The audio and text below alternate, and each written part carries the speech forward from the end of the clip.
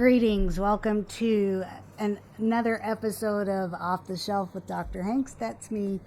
And today we're going to talk about a book called The Speed of Trust. I will put a picture up for you. The Speed of Trust, the one thing that changes everything. And this is written by Stephen M.R. Covey, who is the son of Stephen Covey that wrote 7 Habits of Highly Effective People, which was published in 1989. If you're watching this video here today, there's a good chance that you've heard of that book. That book was the result of his dissertation research, and he would go on to purchase or to merge with Franklin Quest, which was a time management planner corporate training company, and they merged and became Franklin Covey, and that company is still around today. If you use planners or supplies for time management, there's a good chance you're familiar with them. So Stephen M.R. Covey is his son. He was actively involved in the business. So they've been around a while, and they do really great research. And there's a few things about this book that really struck me as interesting. So you can plan on this being a book that we will cover on another occasion, possibly 2 or 3 occasions, because when he talks about trust, he breaks it down into these 5 levels. There is the trust with yourself. Do you trust yourself on certain things? There is the relationships and other people. There is a layer for organizations and associations. There's a layer for market conditions and economics. Assuming political motives may be in there, as well as society in general, and your trust and your views on society as a collective or as a whole. So there's a lot of different ways that we can view trust, and there's a lot of different ways that trust will impact our perception of what's happening around us and at different levels of our interaction with the world. And then within each one of those sections, he breaks it down into some core factors. For example, for trusting yourself, he has 4 factors of your integrity, your intent, your intention, your capabilities, and your results, which is like a proven scorecard for what you can achieve or do. So within the context of that, if you want people to trust you, you have to demonstrate that you have integrity. You have to demonstrate that you have good intentions, and that you're capable of doing whatever it is you're promising that you can do. The interesting part about when we're dealing with ourselves is that how many times have you said, don't leave that birthday cake here because I can't trust myself not to eat it, or I can't trust myself not to do this or that, or if you know that you are going to struggle with something, that is an advantage, because probably the worst side of that is if you don't really have a conscious awareness of it. So then you're just sabotaging, kind of like an undercurrent. And if you can't get beyond a certain point in life where you want to go, if you have goals or levels in your life that you can only get so far and then you reach a plateau, it could be that you're sabotaging yourself even unconsciously, and that's keeping you from being able to make progress beyond a certain point. So trusting yourself and knowing and having that awareness can be crucial to our advancement and making and setting goals and achieving what we want in life, and then also how it affects our relationships with everybody else and what our expectations are for them and what we want their expectations to be for us. So it's a great topic and very timely, I think, in our time. Trust is pretty much a classic topic that never goes out of style. One of the things that he says that I want to leave you with to think about before we dive into some of the more specifics next week. The definition, he uses the framework that he uses to define trust.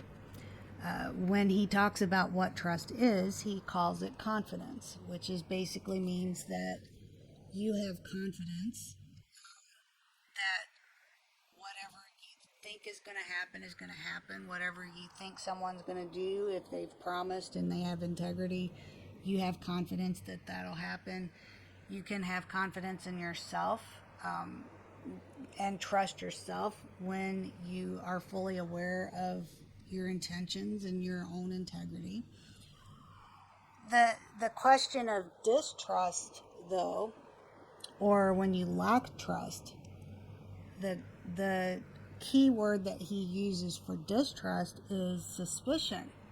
Now, suspicion to me has a connotation of bad intentions. I can, and this is where I want to open the conversation or the discussion.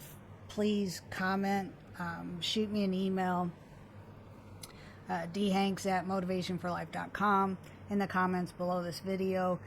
The interesting thing is, and let's look at this as an analogy. I have a chair, an old chair that is, it has sentimental value. I'm not going to get rid of it because I like it. I want it. I want what it represents in my life. So I have this chair. Now it's old, it's rickety, and I do not trust it to hold my weight. I do not trust to sit in it and not fall to the floor. But am I suspicious of it? No, it's an inanimate object. I don't trust that it's going to hold my weight. So I want to keep it. What do? I repurpose it. I repurpose what it represents. I put a pretty flower pot in it, or I decorate it some way, maybe with an Afghan or something. You repurpose that item because you know that it's not going to serve the the core intended purpose of a chair. You know it's not going to hold you, so you have to repurpose it to bring the value of it into light in some other way. Now, with the same thing with people, there are people in my life that I know I cannot trust them to do certain things. I know that if I put my trust in people to do certain things, that will fall apart every single time.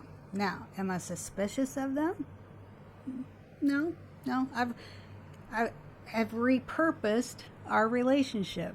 I've chosen to see the good, to see what good can come of being in a relationship with someone, whether it's friend or family or an acquaintance. I repurpose my expectations of that based on what I have trust and confidence in. It doesn't mean that I believe that I should be suspicious of them or that they have bad intentions. And I think that's the interesting line to draw. Is when is trust? When you have it, you have confidence and peace. When you don't have trust, you can either repurpose that and spin it for the positive that you want out of the situation. And then it's also an awareness of intent and suspicion. If you say, I wouldn't trust him as far as I could throw him, that's a common saying. Does that mean that I think he is going, wah ha ha ha, I'm going to get her, or I'm going to, plot against somebody? No.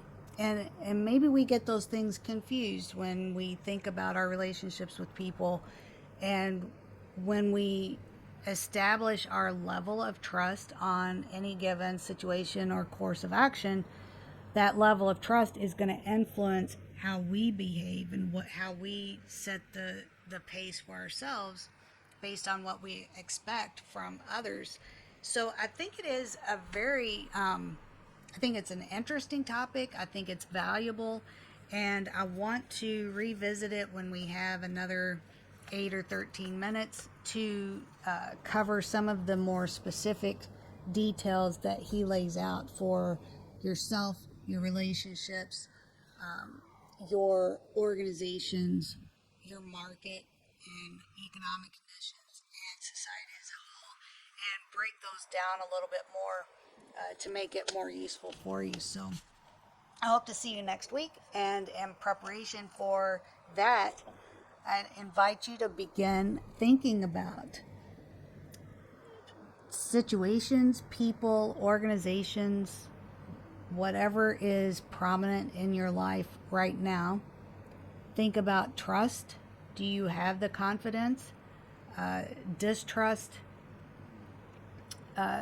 from a, let's say, just from a static neutral position, or suspicion from an active